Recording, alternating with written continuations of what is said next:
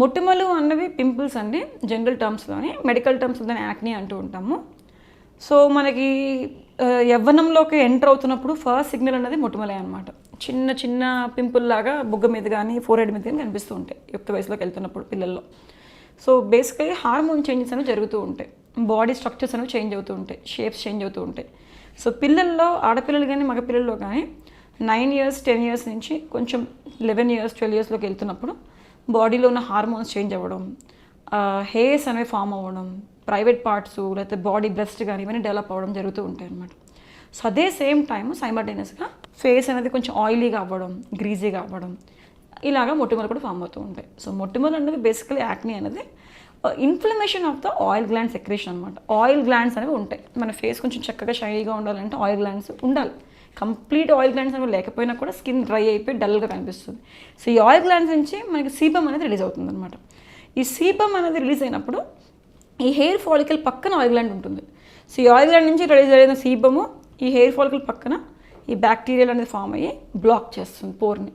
So ఈ black అయినప్పుడు, pour black అయినప్పుడు మన పింపుల్స్ అనేవి ఫామ్ అవుతాయి, మొటిమలు అనేవి ఫామ్ అవుతాయి. సో ఇది it's indication for a transition phase అనమాట. సో ఈ మొటిమలు అన్నది ప్యూబర్టీలోకి ఎంటర్ అవుతున్న పిల్లల్లో కనిపిస్తుంది. బట్ కొంతమంది హార్మోన్ ఇంబ్యాలెన్సెస్ వల్ల పెద్దవాళ్ళలో కూడా చూస్తున్నాము. సో ఈ మొటిమలకి మనకి డిఫరెంట్ లేజర్ చికిత్సలు అనేవి అందుబాటులో ఉంటాయి. ఐపీఎల్ లేజర్ కానీ, కార్బన్ పీల్ క్యూసిచ్ ఎన్డిఏ లేజర్ కానీ ఇట్లాంటివి చేస్తూ ఉంటాము. సో ఈ మొటిమలకి మనకి ఫాస్ట్గా తగ్గించేది ఈ లేజర్ ద్వారా హెల్ప్ అవుతుంది అనమాట. మెడికేషన్స్ లాంటివి యూజ్ చేసుకుంటూ ఈ లేజర్స్ లాంటివి యూజ్ చేసుకున్నట్టయితే మొటిమలు అనేది ఫాస్ట్గా తగ్గుతుంది. సో ఇటువంటి సైడ్ ఎఫెక్ట్స్ అంటూ లేకుండా ఎక్కడైతే మనకి ఇన్ఫ్లమేషన్ జరుగుతుందో, ఎక్కడ బ్లాక్ అయిపోతుందో పోరు, అక్కడ మనం యూజ్ చేసేటప్పుడు లేజర్స్ బాగా పనిచేస్తాయి. కెమికల్ పీల్స్ లాంటివి కూడా ఉంటాయన్నమాట. సో కెమికల్ పీల్స్ లేజర్స్తో పాటు కాంబినేషన్ కింద చేసుకుంటే పింపుల్స్ అనేవి బాగా తగ్గుతాయి. సో లేజర్ ట్రీట్మెంట్స్ అనగానే మనకి ఇప్పుడు చూస్తున్నట్టయితే మనకి చాలా డిఫరెంట్ బ్యూటీ పార్లర్స్ దగ్గర నుంచి చాలామంది డాక్టర్స్ సబ్జెక్టు లేకుండా ఉండేవాళ్ళు దే ఆర్ ఆల్ ప్రాక్టీసింగ్ అనమాట.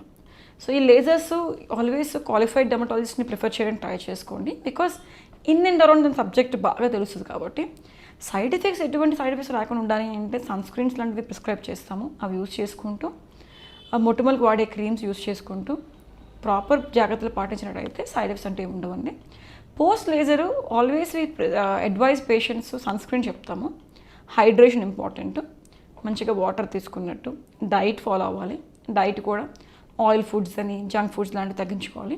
ఇవన్నీ తీసుకున్నట్టయితే మొటిమలు అనేవి పెరిగిపోతాయి. సో ఇలాంటి డైట్ కొంచెం కంట్రోల్ చేసుకుంటూ, సన్లైట్ అవాయిడ్ చేసుకుంటూ, మంచి నిద్ర అండ్ వీలైతే ఎక్సర్సైజ్ చేసుకున్నట్టయితే హార్మోన్స్ అనేవి చాలా మటుకు రెగ్యులరైజ్ అవుతుంది.